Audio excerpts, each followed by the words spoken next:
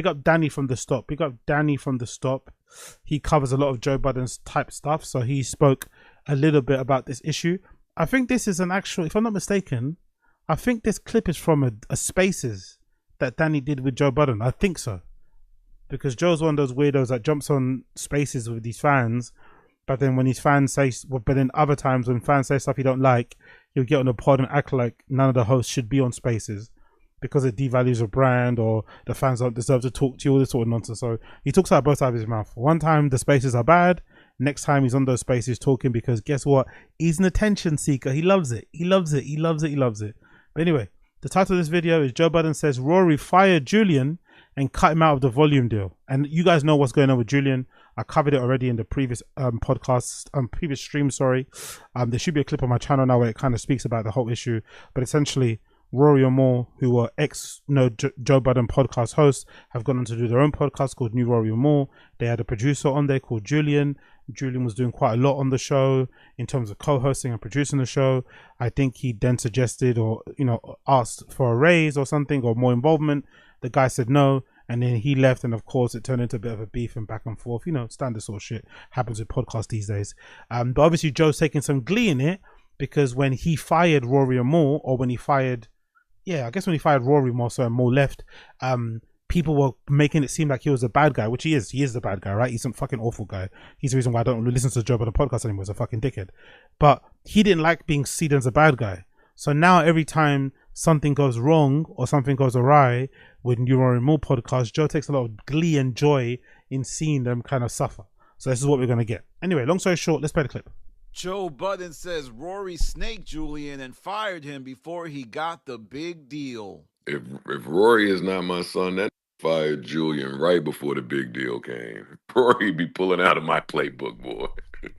Oh, man. Do you think Rory... I don't think that's funny, though. So he's laughing and saying that Rory did something that he would have done out of my playbook, like fire somebody just before the big deal comes. Why would that be a funny thing? Why is that something to laugh and joke about? One of the heartbreaking things about the Joe Budden podcast ending the way it did was that some of us fans, myself included, we bought into the idea that all these guys were friends and they were kind of coming up together, right? They were sort of grafting from the ground up and essentially building this kind of, for lack of a better term, multi-million-dollar media empire that they could all kind of like, get rich off of and, support their family and shit. So it was quite cool as a fan to see them do it, to kind of support them when they were like in that tiny room, I think in Parks' house, all the way to like a proper studio. Like, oh shit, look at the fucking show evolving. Obviously, the circumstances that led to Rory and Mal leaving showed you that for whatever reason, Joe didn't look at them as friends or didn't really value their friendship enough to maybe speak to them a different way, maybe go about doing things a different way. He kind of treated them like employees and kind of scummed them. So much so, by the way, people forget this. He scummed them so bad, even Kevin Hart came out and criticized Joe Budden during that time. And I think that probably must have hurt him. Back then, Kevin Hart basically said, yeah, this guy's an awful dude. He doesn't really help his friends out or sort his friends out. He throws them under the bus. He cuts them off like that, like awful. Like even Kevin Hart wasn't cool with what Joe did. So Joe saying this in a kind of like sarcastic, funny way is just, more evidence that he's a piece of shit. Claps back. I think Rory will clap back in the way that he always claps back. Ignoring people or passive aggressiveness? Nah, when he said that I got paid $40,000, that you piled up crazy. He planted it. He planted the seed. It worked for a month or two. That means it worked. It worked for. It was a small tree. It was a small plant. You might plant a seed. And he's basically saying that when during the back and forth, Rory did do something quite smart. When they were having their back and forth, like soon after this pod split up, in the aftermath of it, Rory revealed that Joe was paying them a certain amount. I think it was like 40 grand or something. And obviously during that time, the co-hosts that Joe Budden got to replace Rory and Mal were going through their own contract issues or unhappiness with the money they were getting paid for Joe Budden podcast. So when they heard Rory say he used to get 40 grand, it put some things into motion. It made them start to look at Joe a different way. Obviously he read it out because it's Joe. He's a fucking sicko. So he found a way to kind of sliver his way out of it. But there was a time where that caused a big ruckus over there on the JVP. I think he's gonna plant a seed with Julian, and I think it might grow. Yes, on a recent Twitter space, Joe Budden commented on the ongoing saga between Julian and Rory and Mal. Julian was a producer for the Rory and Mal show. Yo, big up Young Old Vibes. I was heartbroken and feel like my parents divorced. That's what people don't understand, right? As as maybe sarcastic or as whatever, as hyperbolic that could be, that's the truth. It was weirdly heartbreaking because the weird thing about it was that you were invested in a journey, I think in part because Joe was so unlikable. Like I never was the biggest fan of Joe Budden, the media personality before the JBP. I liked him as a rapper. I thought he's fucking phenomenal. Still think he's a great rapper now. But I never was into him as a media person, from his reality TV stuff to the fact that he loved to like go back and forth and argue with women and shit. Loads of stuff that I didn't really like, right? He's kind of got moist tendencies. So it wasn't a guy for me. But I did like to see him kind of rehabilitate his image in real time in front of the public on the Joe Budden podcast, or what before it was called I Name His Podcast Later, with the help of his friends. Because you got to see, oh, this is why people maybe like Joe behind the scenes. Because when you see Joe on social, or you see Joe going viral, or whatever online, he comes across a certain way. Like he comes across like a bit of a cunt. But when you see him hanging around with people on the show who seem quite normal, well adjusted, and he's laughing and they get each other's humor and they're kind of ripping into him a little bit, and he's like, you know, he takes the humor well, you start to think, oh shit, this guy maybe isn't too bad. So when the split happened, it kind of reaffirmed to you, oh no, he's always been a dick. So my initial feeling that this guy's a dick was true, because he even scummed his own best friends, or you know, he's really good friends, not say best friends, but he even scummed his friends. So when you saw that, I was like, oh. But then to be fair to Joe Budden, because I'm being a little bit, you know, to be fair to Joe Budden, yes, he scummed Rory and Mal, but since then, especially in the urban space, it's quite commonplace for people to scum each other.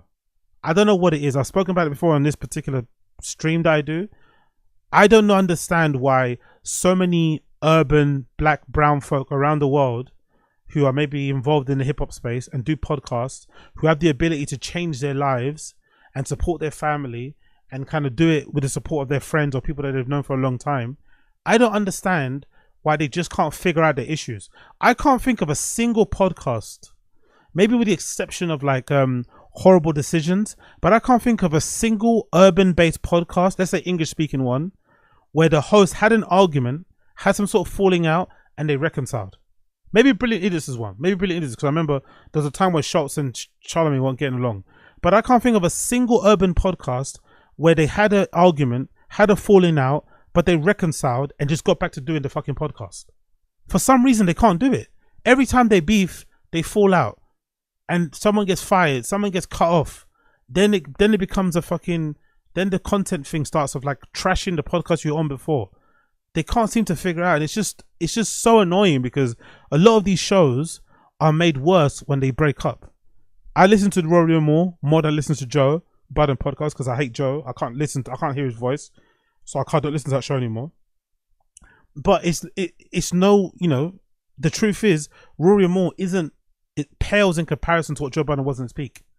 So new Rory and Mal show has suffered because Joe's not on it. Joe Budden podcast suffers because Rory and Mal's not on it. If these guys will just fucking grow up and put the differences to one side and just talk it through, everything will be fine. But they can't. I don't know what it is about urban podcasts and not being able to just sort through their issues. But over the end of 2024, they would decide to fire Julian, seemingly after he asked for a raise or because of the lack of work that was going on behind the scenes. I don't know what was going on, but there was something happening. And Joe Budden would say that Rory and Mal fired Julian because they got the big volume deal. People are saying in the stream chat, big up, was it? To be fair, Budden pocketing all the money because he's stingy. I think Young was I mentioned something as well about the money. I'm gonna, as much as I dislike Joe Budden, I'm gonna cut Joe Budden a bit of slack here, and I'm gonna say I'm not too sure if it's Joe Budden stealing the money or if it's Joe Budden doing what's that podcast? I listen to Filthy Fellas, where maybe Joe has the card and he kind of pays with his stuff using the company card type of thing. I could see that happening. Also, I think that profit split thing gives you an opening. Like if you're like if you agree, because if I'm not mistaken, Rory and Mal decided not to get paid via salary on Joe Budden. They got paid in terms of a profit split. So whatever the Joe Budden podcast made, they'll get split of those profits based on what percentage they agreed on. But I think that deal is open for scamming, is open for finagling, is open to skullduggery, especially if you don't show the person the numbers or the data, whatever, behind why you got to that number. You know, if you just keep sending them money, but you're not showing them any of the fucking data, then how are they meant to know that you're actually giving them what they're actually worth or the correct amount? You get me? So I think that's what probably happened. Probably Joe using the company card to pay for things on his own, and obviously the profit split thing also kind of favoring him because I'm not sure not saying you can decide what the profits are, but you can kind of finagle it. I would say you can probably finesse that more so than a set salary, which is there in black and white. But did he take out 400 grand and pocket himself? I'm not too sure. But did he fucking move money around and do some dodgy shit like that? I probably think he did that. Yes, that's right. Right after Rory and Mal fired Julian. That's the one, Young Advice. Cook the books. That's the term. Exactly. I think it's way easier to cook the books if you do profit splits. Just from my, rudimentary understanding of how fucking finances and shit and payroll and that shit works. I think it's far easier to cook the books if you profit split than it is to just give somebody a salary. But obviously, if you're the person getting the money, you're likely to get way more. Your ceiling is like limitless, basically. You have no ceiling if it's profit split. But like I said, you can still get scammed. They signed a deal with Colin Cowherd's The Volume, who also seemingly has a partnership with iHeart. And it was just an interesting foray into kind of the politics. Now, I don't necessarily know if that's true, but it is Joe Budden trying to usurp the narrative that he was the bad guy in their breakup. And I mean, I guess it's a good job by... To be fair, I get what he's trying to do, but two things can be right. Maybe they did fire Julian before the fucking volume split came, before the volume deal came. Maybe they did. Maybe Rory and Mal did think Julian was getting above his britches and doing too much, so they fired him before the volume deal came in. Is that scummy? Is that a bad mind? Probably. But are they in the rights to do so? Yeah, most so. But it doesn't make what Joe Budden's been accused of not true, right? He's acting as if because what Joe Budden does, I think he's done this before in the past, is that Joe's got this thing where because he's quite a messy dude and quite like an awful person, right? I think he thinks or he believes that everybody has that in them. People just play a certain way. He doesn't really. I don't even think he believes there's good people. I think he intrinsically believes everybody would do whatever he's done in life if they're presented with the option to.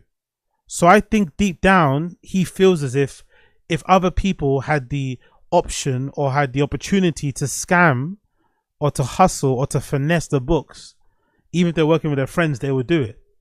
So when he hears of Rory and Mal firing Julian before that deal came in, he's like, "Oh, you see, everyone does it."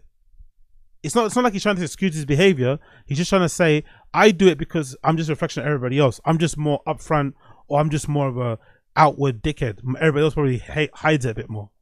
But I don't even believe that to be true either. You know what I mean? You could just be an awful person. You're allowed to you could just be an awful person all on your own, as opposed to just pointing fingers at others and make other people getting involved. Fuck that. By him, because Rory and Mal, they've dealt with a lot of issues in terms of people leaving their show. There was Carl, who lost the cameras. Then there was Julian, who got let go. And there was a couple people behind the scenes. Now, I'm not going to say that folks like Yomi or Rel were actually dismissed or if they left because of the toxic work environment, but there was just a lot of turnover at the Rory and Mal podcast. But that makes sense though, isn't it? It's their first time, if I'm not mistaken. Isn't this their first business? I'm pretty sure this is definitely Mal's first thing, because Mal is he kind of grew up rich, with his brother involved in Rockefeller and shit. I don't think Mal's ever had a job. So this is their first time actually running a business, running a show together, whatever. So it's probably going to have a lot of, growing pains, issues to kind of get it sorted. And a lot of those names he mentioned previously, one guy, he punched Julian in the face. Was it? I don't know if it was during a recording. No, it was when they were out one day. They had some sort of disagreement or whatever, and he punched Julian in the face. Of course you have to get fired for that. You can't come back to work. One of the other guys, if I'm not mistaken, I forgot his name, But I think one of the guys involved in Rory and Mal behind the scenes, he left a camera bag in like an Uber or like an Airbnb and it got stolen. Like he just forgot it. And he was the one in charge of that sort of shit. So of course you get fired too. So I think everyone so far's firing has been justified. Or the ones that have left, you know? So it's a bit unfair to be like, oh, because it's turnover, that must mean they don't know how to like lead or manage a company. If anything, I think they've done a good job. Because I think everybody that's left has had a disagreement with them. Like even with this, even E hasn't really come out and said nothing. That guy who punched Julian. And he's the one, you know, and he's probably got more reason to be upset because he probably felt justified punching Julian at the time. But I don't think it's fair to kind of say that they are bad leaders or business owners because of that turnover. When it's their first time doing it and the people that left, you know, I think they had justified reasons for letting them go. On top of that, there was Eden, who had to be let go from the show because he punched Julian. So there is a lot of turnover at the Rory and Mal podcast. We got Keta Moses. Damaris needs her own show. Maybe not yet, but down the line. No, I don't think so. I think there's a talent and there's a gift in being a good B mic. And I think she's a great B mic. Is that even a B mic? Whatever she is, co-host. She's amazing.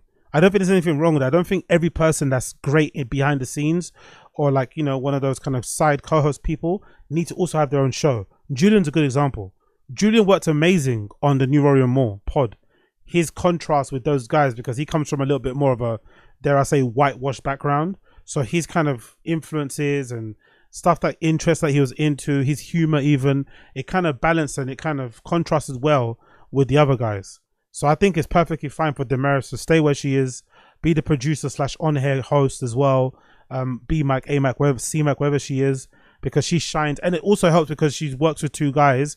She kind of comes from it, you know, as a woman from that point of view. She also has different favorites in terms of artists, different fucking worldviews and shit, different age. I think it's good that she's on the show. She shouldn't try go and do her own show. Hope she does anyway. Hope she doesn't. Just stay there and smash that because you're doing well there.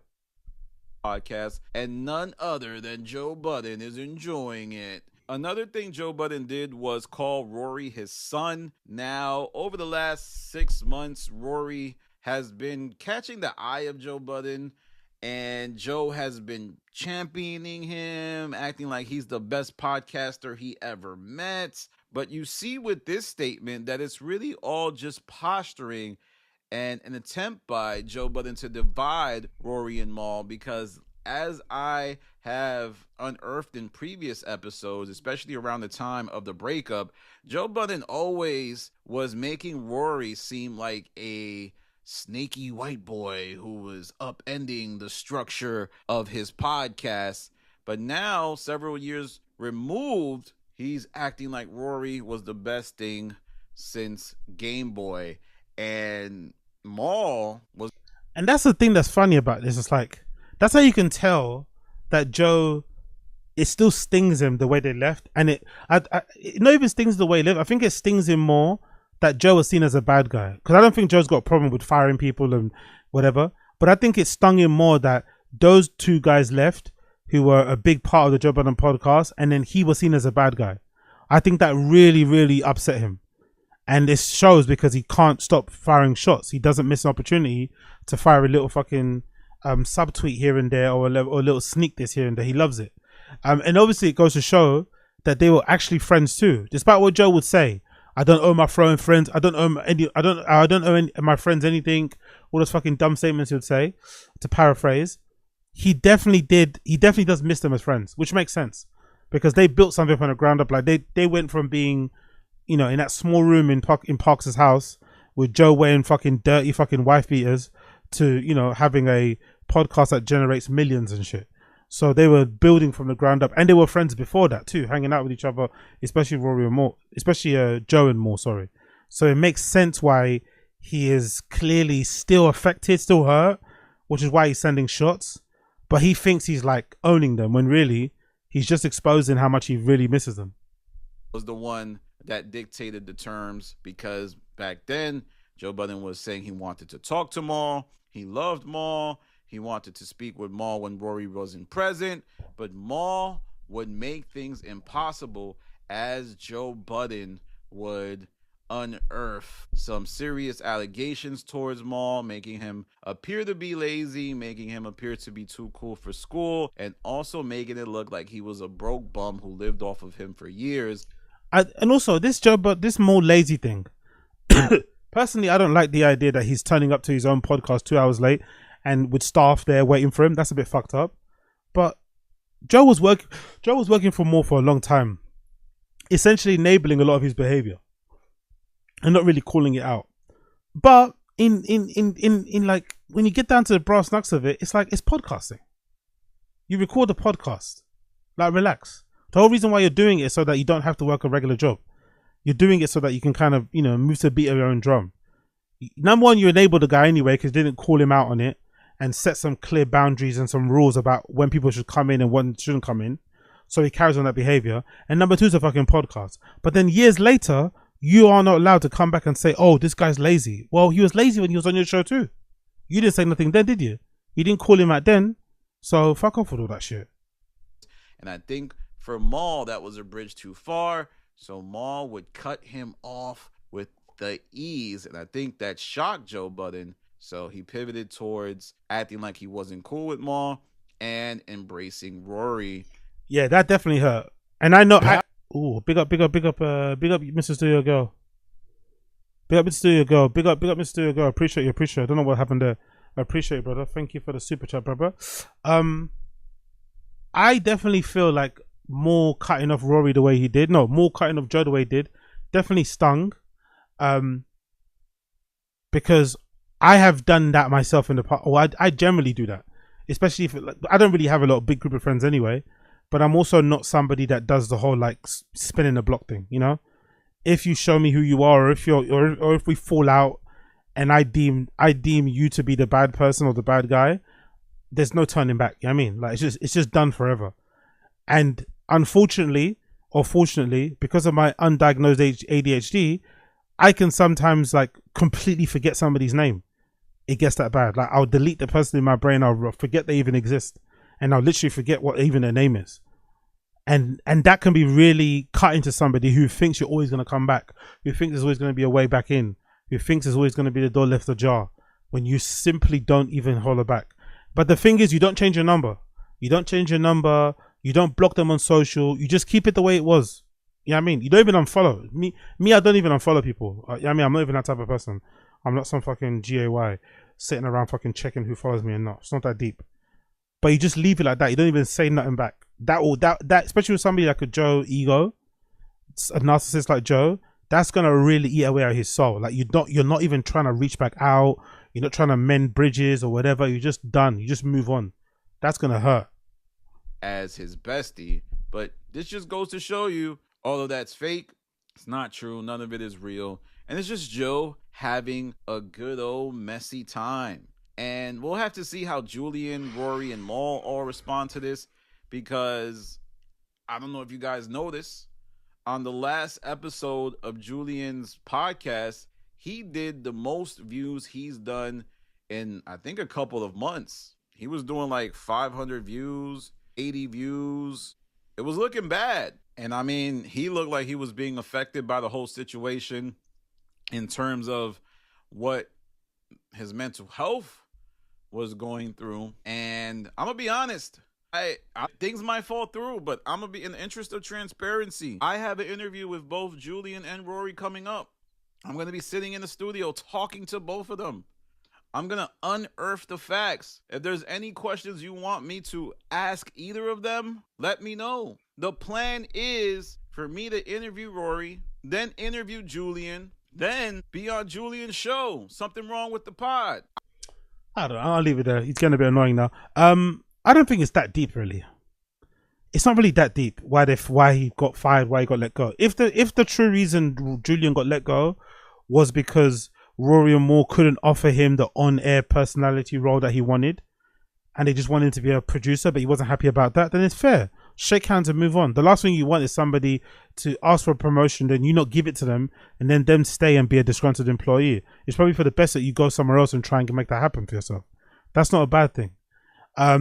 If the truth is that maybe they just got annoyed with him and didn't like his personality, of course it's their pod as well. They can do what they want. but I don't think it's anything that deep or that serious that needs a fucking deep dive of 3 different interviews. It's like, it's just Julian, man. Like, he was good on the show, he worked well with them, but ultimately he's not really that interesting. Like, I don't know. I mean, I don't really care that much. And also, maybe the reason behind it isn't that interesting. He asked for promotion. He wanted to do more. He felt like he was worth more, which I encourage all the time and I always champion. I think especially in the arts or entertainment, whatever, people can be a little bit shy when it comes to asking for money, when it comes for, you know, asking for promotion, when it comes to putting yourself out there. The fact that Julian backed himself and said, yeah, I think I'm doing a lot for this show. I should be this and that. Maybe increase my fucking compensation. The fact that he did that deserves some credit. He didn't get it, cool, but just move on, bro. It's not that deep, really. It really isn't that deep. But hey, it's a content game, innit? It's a content game. It's a content game.